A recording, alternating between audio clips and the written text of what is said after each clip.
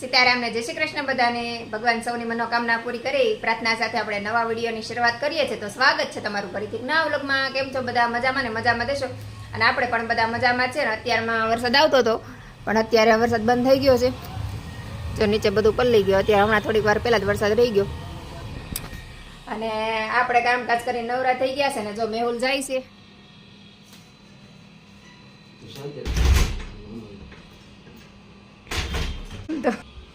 હે પાણીથી ધોયું છે એટલે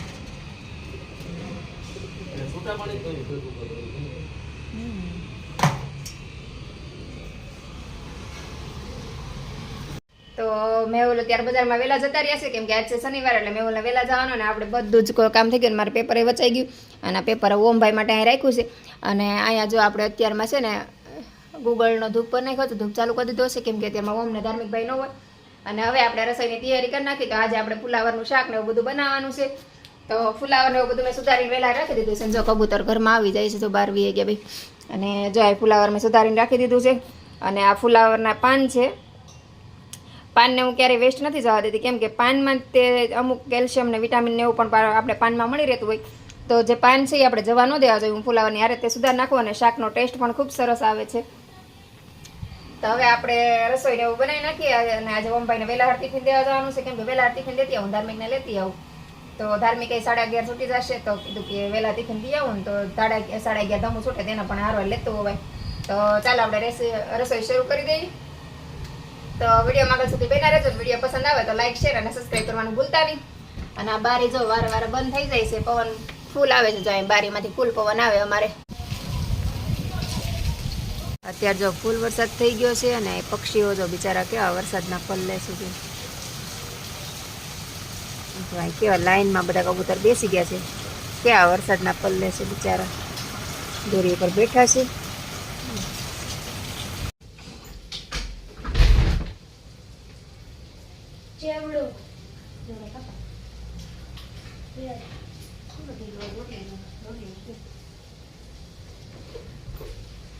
પણ મમરા તો છે ને.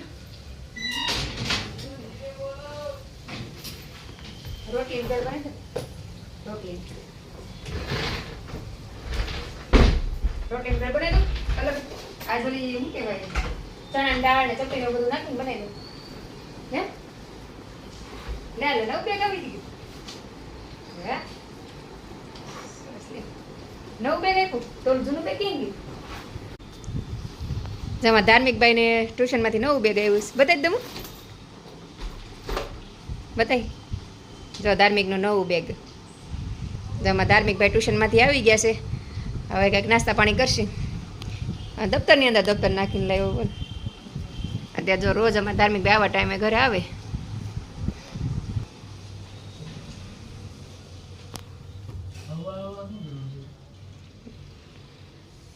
એમાં ધાર્મિકભાઈ જો તૈયાર થઈ છે. તો અત્યારે આપણે ઓમને ધાર્મિકને ભૂખ લાગી છે તો એના માટે આપણે બનાવીએ છીએ આજે રોટલીના ભજીયા. તો જો રોટલીના ભજીયા બનાવવા માટે મેં અહીંયા રોટલીના કટકા કરી લીધા છે આ રીતના. તમે લાંબી પટ્ટી પણ કરી શકો અને આવી નાની પટ્ટી પણ કરી શકો. અને આમાં આપણે આદુ મરચાં ખાંડી લીધા છે. આદુ મરચાં ને લસણ. અને આ છે પેપ્રિકા, આ છે ઓરેગાનો અને ધાણા. અને બીજી વસ્તુ હજી મારે લેવાની બાકી છે. અને તેલ પણ આપણે ગરમ મૂકી દીધું છે. અને બહાર જો સરસ મજાનો વરસાદ આવે છે. તમે જોઈ શકો છો વરસાદ બહાર આવે છે. તો વરસાદ આવતો હોય ને ગરમા ગરમ ભજીયા ખાવાની મજા જ આવી જાય. તો આજે તમને પણ શીખવાડું છું રોટલીના ભજીયા. તો વિડીયોમાં આગળ સુધી બન્યા રહેજો. અને તમારે આની રેસીપી પૂરી રેસીપી જોવી હોય તો મારી ચેનલ છે પ્રજ્ઞા શોર્ટ્સ, એમાં જઈને તમે આ વિઝિટ કરજો. તેમાં મારી બધી જ રેસીપી મળી રહેશે. અને વિઝિટ કરીને તમને એમાં કોઈ પણ રેસીપી પસંદ આવે તો વિડીયોને લાઈક શેર અને સબસ્ક્રાઈબ કરવાનું ભૂલતા નહીં. અને વિડીયોમાં આગળ સુધી બન્યા રહ્યો. હું તમને બનાવીને પછી બતાવીશ.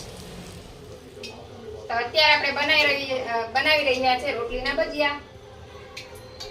તો જો આપણે ધાર્મિકભાઈ એના માટે તૈયાર કરી નાખ્યા છે. અને હજી આપણે બનાવીએ છીએ.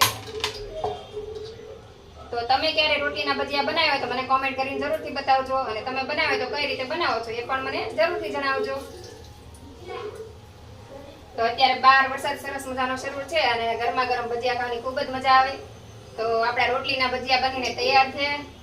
તો ચાલો બધા ભજીયા ખાવા. ચાલો બધા રોટલીના ભજીયા ખાવા આવી જાઓ. આ ભજીયા ખાવામાં એકદમ ક્રિસ્પી છે અને ખૂબ ટેસ્ટમાં પણ ખૂબ સરસ છે અને હેલ્ધી પણ છે અને એનો ટેસ્ટ પણ ખૂબ સારો આવે છે.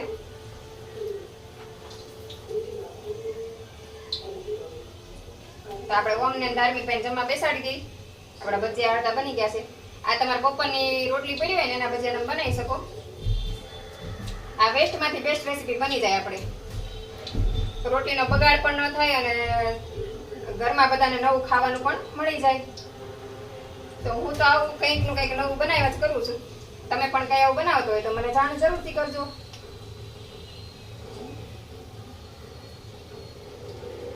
આ ભજીયા મારા ઘરમાં છોકરાને ખૂબ પસંદ આવે છે એટલે હું ઘણીવાર રોટલી વધે તો આવી રીતે ભજીયા પણ બનાવી લઉં છું.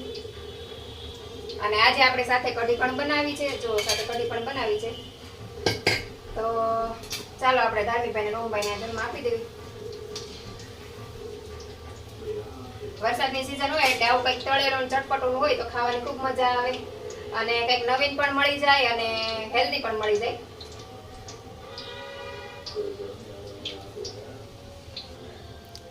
તો અત્યારે આપણે બનાવી છીએ બપોરની વધેલી રોટલીના ભજીયા.